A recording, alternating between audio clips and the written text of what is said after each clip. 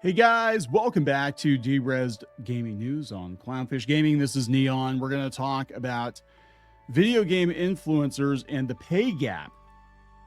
The pay gap.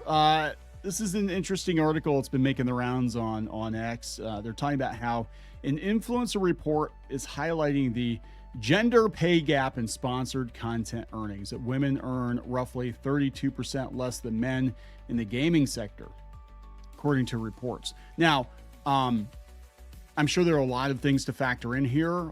One of those things is that I believe there are a lot more male influencers in the video game and esports spaces, and the biggest streamers, for the most part, in video games are men.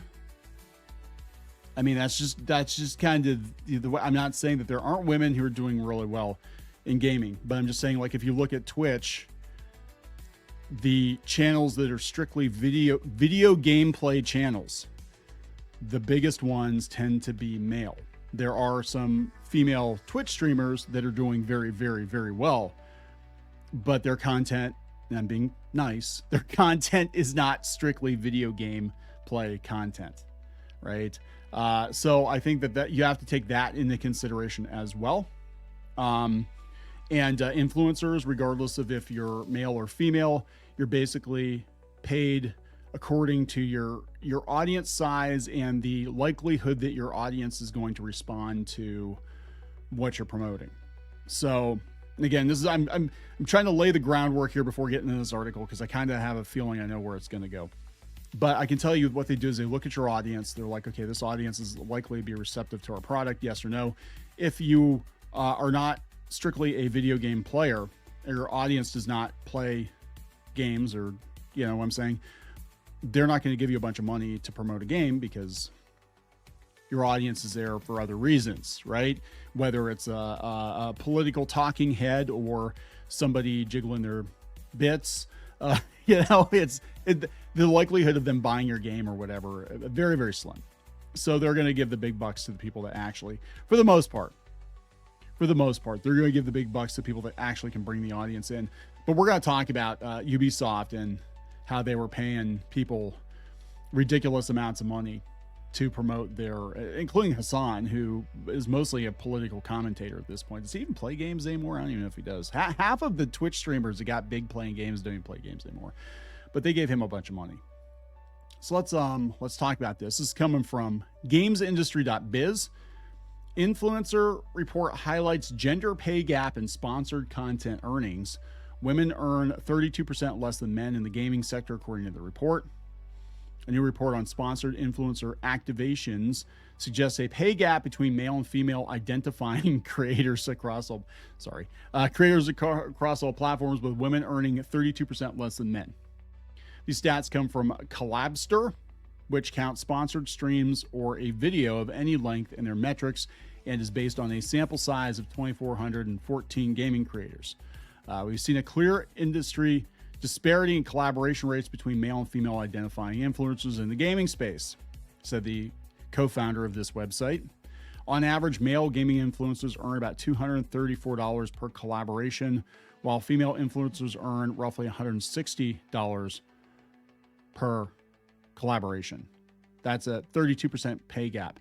Again, are we talking apples to apples? That's what I want to know. That's what I want to know, because I know how these, as someone who's done brand deals before, they look at your audience. They look at how many people you have. They look at what country they're from. They look at what age they are. They look at what their buying habits are. And that's how they determine what the rate's going to be. And you could actually have, I mean, again, this is just, I'm playing devil's advocate here, right? You could have a male and a female creator. They have similar numbers, like similar view, but they might look at it and be like, well, the male creator has more male followers that are more likely to buy the game than the female creator has. It could be the female creator has a bunch of male creators too, but they're not there to, you know what I'm saying? So I mean, this is hard. This is a really hard one, because this is distilling it down to a kindergarten level, and there's a lot more to it that goes into a brand deal. And the rates can vary month to month. It depends on, I mean, basically, like if you do these brand deals, they look at your metrics every month and they're like, what are your numbers like? What country are these people coming from? How engaged are they with your content? And that determines your rate. Your rate can fluctuate unless you have a deal locked in for like a year or something. They can go month to month and they can offer you a different amount of money based on the return they think they're going to get on their investment. That's what I'm telling you from the creator side of things. So I think they're making this entirely too simple. For context, it said, we asked this guy, Delay, if the report featured any more nuanced detail on gender beyond binary self-identification. Less than 1% of our users select other as their gender during the sign-up process. Highlighting Twitch as a platform, the pay gap shrinks. Yeah, because, again, not trying to be that guy, but there are some very, very successful female streamers on Twitch. But are they selling video games? That's the thing. Or would they be better off selling something else? While the playing field is slowly leveling on platforms like Twitch, the overall industry still has a long way to go toward pay equity for creators. When asked about broader creator trends and how gaming compares, Delay draws attention to how the content is presented. Okay, female creators tend to have more of a crossover content style where they might... Okay, so he's admitting it. Female creators tend to have more of a crossover content style where they might include more lifestyle sort of content into their style, fashion, cosplay, beauty, vlogs, etc. Most male gamers are entirely dedicated to the gaming niche, and there is less crossover into other content verticals. Quite often, men will not even reveal their face. So, right there, I'm going to say, I mean, this might be gaming sponsorships. Women who do fashion and cosplay and beauty have a hell of a lot more sponsorship options than men do. And those sponsorships, I'm going to be honest, the female sponsorships, the fashion, the travel, the whatever, that stuff pays more than video games. It pays substantially more than video games. So this is a very broken. I think this is a very broken survey because they're looking strictly at video game collaborations. And I can tell you, because my wife she has multiple blogs. She does like fashion stuff. You get offered more for that kind of a sponsorship than you get offered, pimping some new video game or something. And that's true. It's true. The ad networks for fashion and beauty and female focused stuff pay a hell of a lot better. Because again, they look at your numbers and they look at your demographic. And if your demographic skews female, because women tend to be the ones, even in a household, they tend to be the ones that buy stuff more often. I mean, let's be honest here. And that's how Disney thinks too. We talk a lot about Disney on the main Clownfish TV channel. I can tell you directly from the marketing people at the Disney parks that they cater to women because women are the ones who pull the trigger 9 times out of 10, not always, but usually on a family vacation. And they're the ones who kind of decide what to spend and where to go, where to eat, what to buy, all that stuff. So that does pay more. So this isn't, I think this is kind of a dumb, this is kind of a dumb thing. This is just anecdotally, women are not getting paid more to pimp games than men are, but there's a lot more to it than this. Other than the advertising medium, Twitch and TikTok, there is not much difference between the way actual collabs are structured versus other collabs we see. I'm telling you, those beauty people, they get paid a crap ton. I don't want to swear on this channel. They get paid a crap ton of money compared to somebody promoting some new mobile game or whatever. So I'd like to see just apples to apples how this works, because I've seen both sides of it.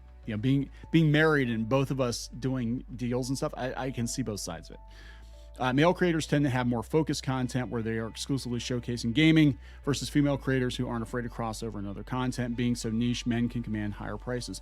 Yeah, for gaming stuff, but for everything else, you're kind of screwed.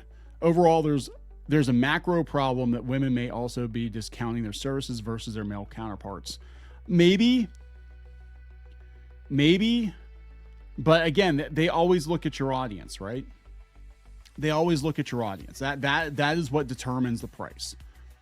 Where's your audience from? How long are they watching your videos? You know, what is the gender makeup? How much do they make? And they know this stuff. They can gauge this stuff from like your YouTube metrics. They can gauge all this stuff, and they know, like, okay, well, yeah, you get a lot of views, but most of your views aren't US, so yeah, we're not going to give you any money because nobody's going to respond to this. You know, that's what I'm saying. That's kind of how it works. So yeah, apparently Ubisoft was paying a lot of money to guys like Hassan to promote Assassin's Creed Shadows, and yeah, of course they would. I mean, this is just how it works, right? $76,000 they spent on Hassan, and I don't even know. Like I said, does he even play games anymore? I don't watch him. All I hear about with him is his political hot takes. But they said they had some other guys. This is coming from Phantom Pulse. They had some other guys here. Elo Wan. I don't even watch Twitch. I don't know. The only person really I know from Twitch is Asmongold, but that's because he's gone over to the YouTube side too. This guy got 72,000. Your Rage Gaming got 54,000. Lol Tyler 1 got 37,000. Pay Money Wubby got $34,000. Look, if they said they only played for a couple hours. I'm going to be honest. I'm going to be honest here. I mean, as long as you're not required to say it's the best game ever, and if somebody came to me and said, here's $75,000 to play our shitty Assassin's Creed game for 2 hours. Oh, I just swore. Never mind. You know what I'm saying? I would probably do it as long as I could be honest about it and say, like, yeah, I don't like this game or whatever. Or I'm just going to play the game and you guys decide for yourselves what you think. I'd probably do it too. So I can't really fault them. That's a lot. That's more money than most people make in a year to play a game for a couple hours. So who's not going to take it, right? But it is curious that there aren't a lot of women at the top of that list. Uh-oh. So there we go, guys. What do you think? Leave a comment. We'll talk later.